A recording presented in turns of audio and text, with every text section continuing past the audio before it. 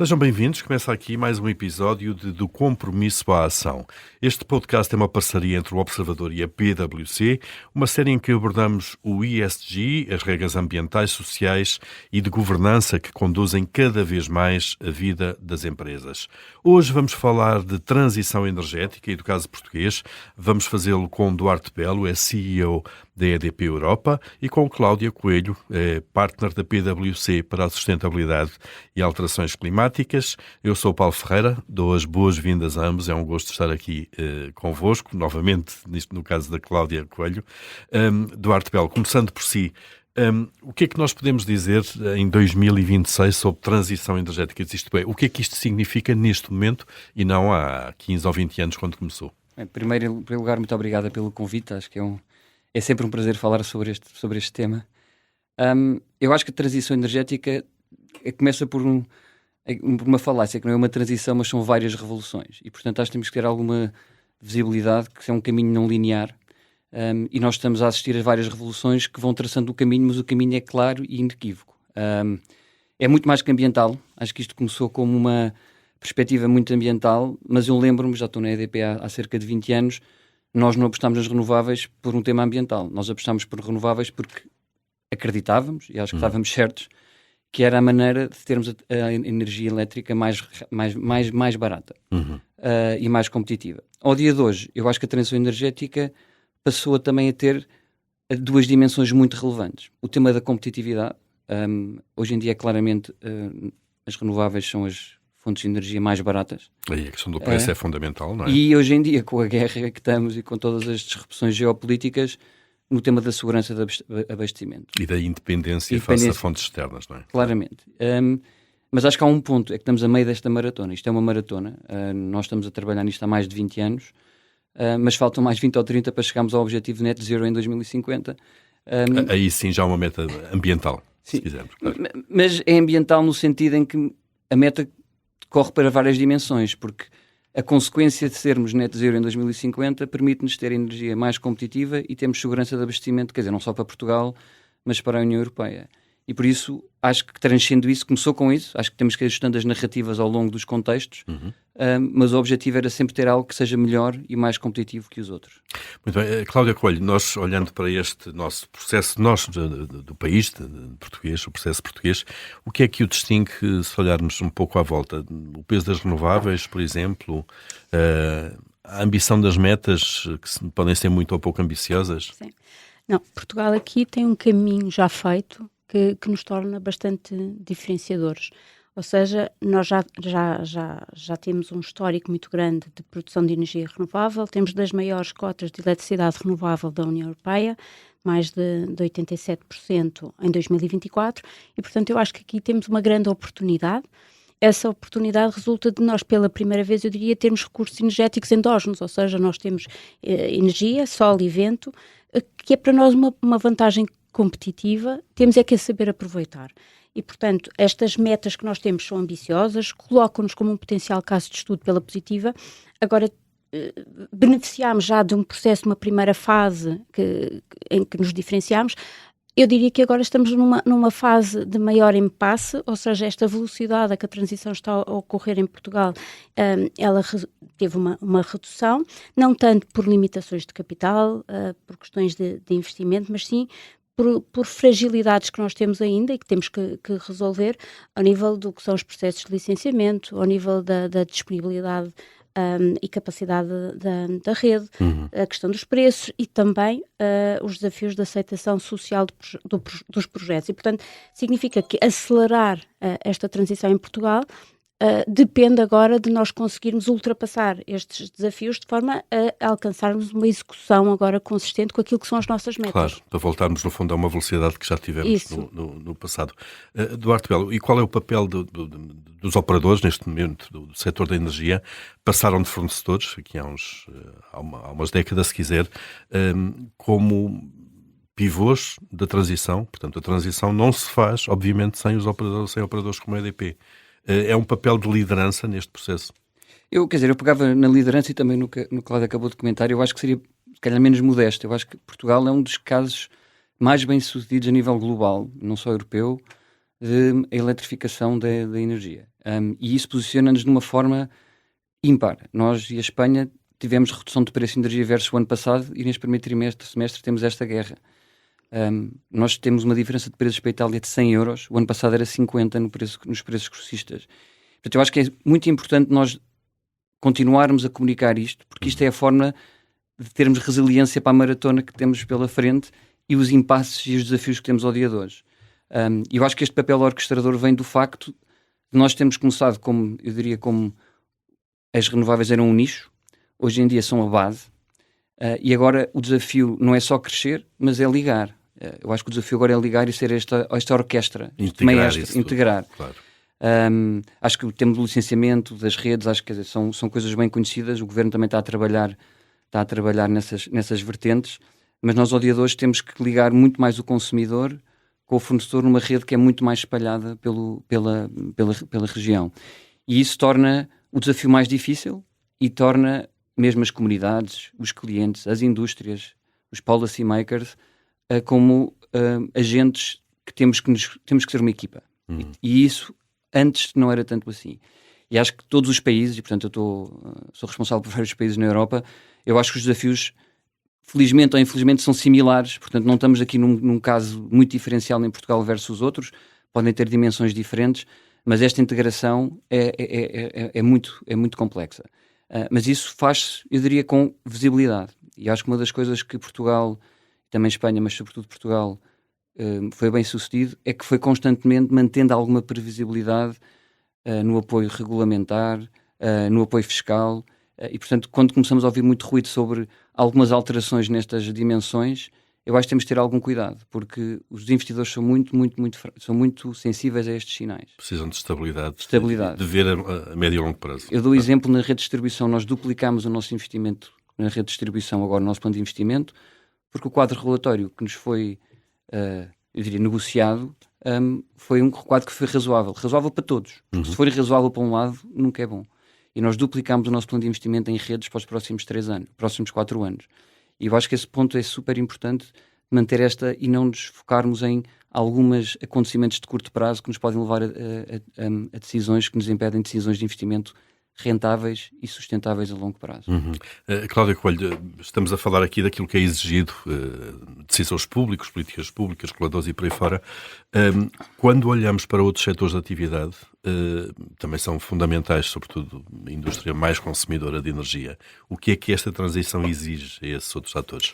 Pronto, esta transição não é, como sabemos, um desafio exclusivo do setor energético. O setor energético tem este desafio, no fundo, de nos disponibilizar energia renovável, mas todos os outros setores têm transformações profundas a fazer. A indústria, os transportes, o setor da construção têm que, de facto, integrar a energia nesta vertente competitiva cada vez mais.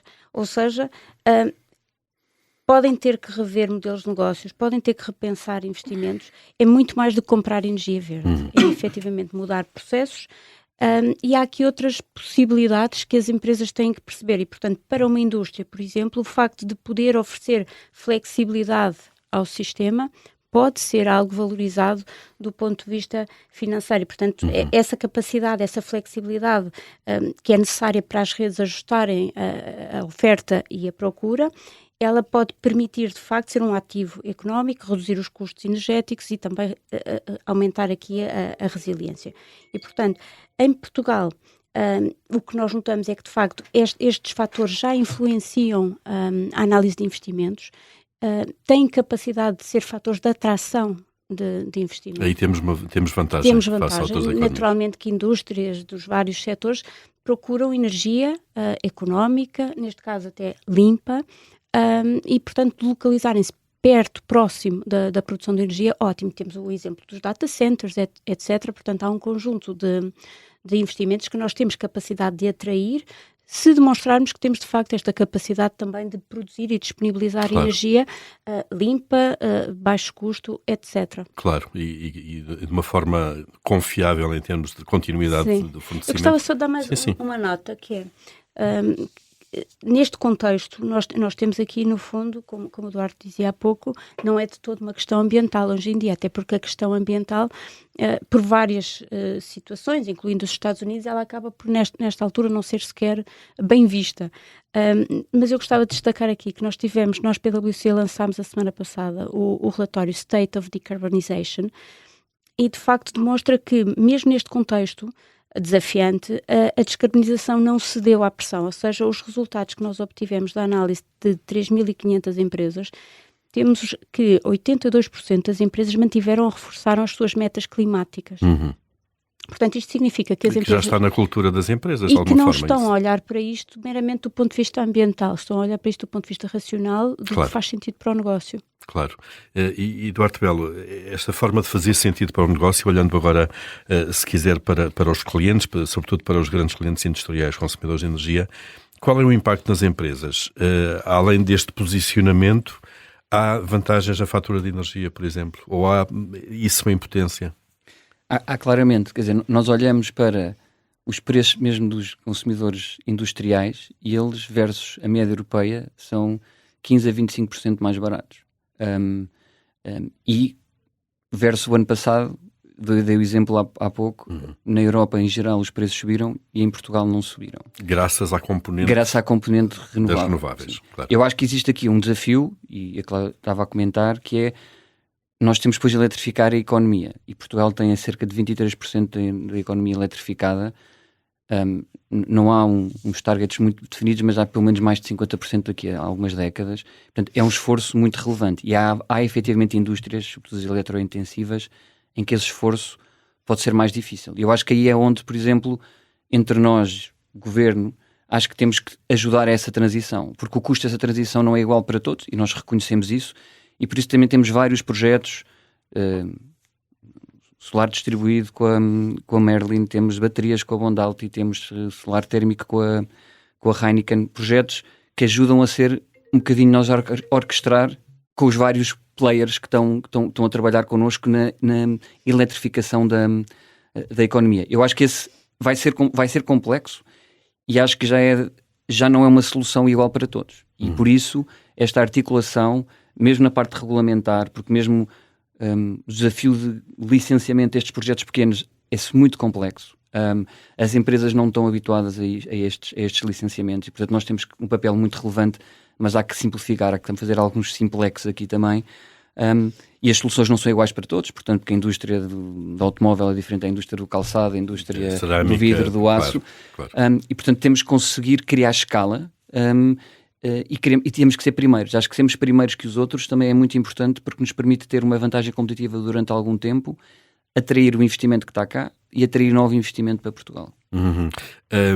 Já passámos, Cláudia Coelho, não sei se quer acrescentar alguma coisa também em relação a iniciativas que estão no terreno. O Duarte já foi elencando algumas, mas queria também saber se já passámos aquela fase daquele dilema da transição entre o custo hoje versus o benefício da amanhã. Pelo menos durante um tempo isso foi um tema, não é? O custo estávamos a suportar, nomeadamente para as renováveis, e se já passámos isso ou não?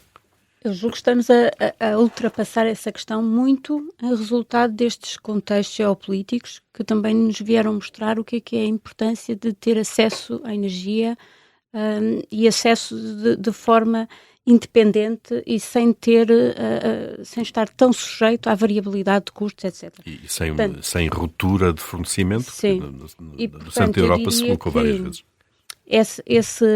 Essa percepção inicial de que falar de transição energética, falar de renováveis era um tema ambiental, eu acho que ela está ultrapassada.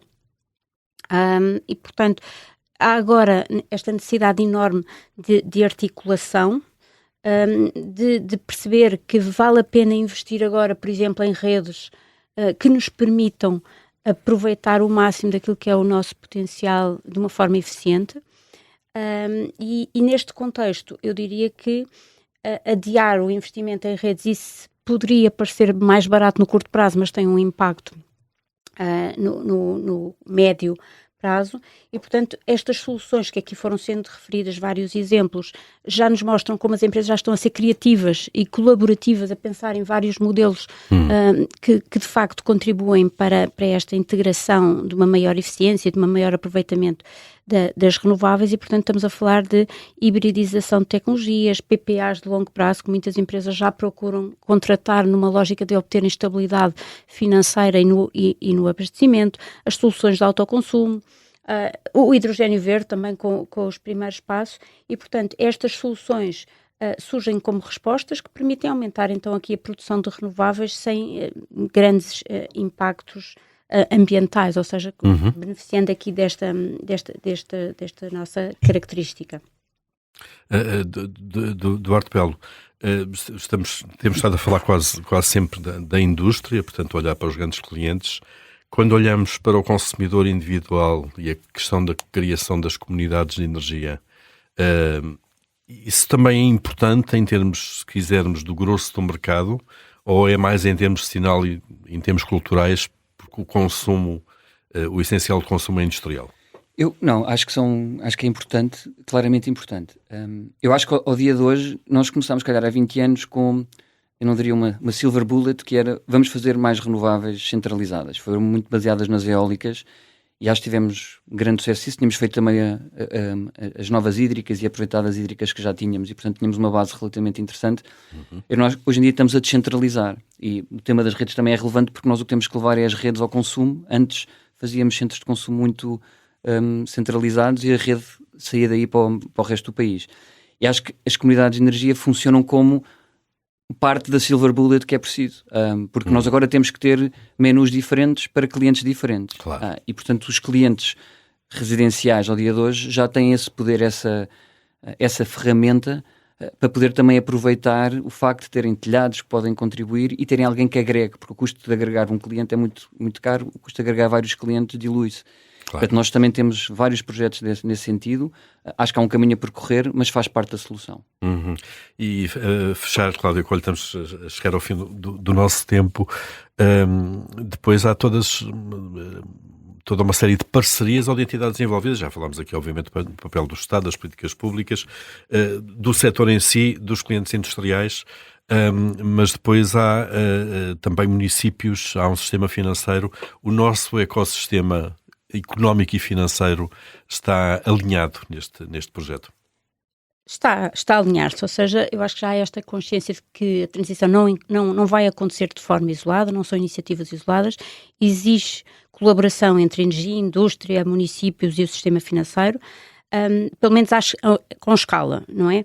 Portanto, o que nós assistimos agora é a um aparecimento. Por um lado, demorou algum tempo, mas já temos um quadro regulatório que permite este tipo de iniciativas, mas de facto começam a surgir as comunidades de energia, que demonstram como de facto nós conseguimos ter modelos colaborativos que juntam entidades consumidoras das várias naturezas e que de facto vêm trazer aqui uma natureza inovadora e uma natureza descentralizada e muito mais autónoma do ponto de vista da energia.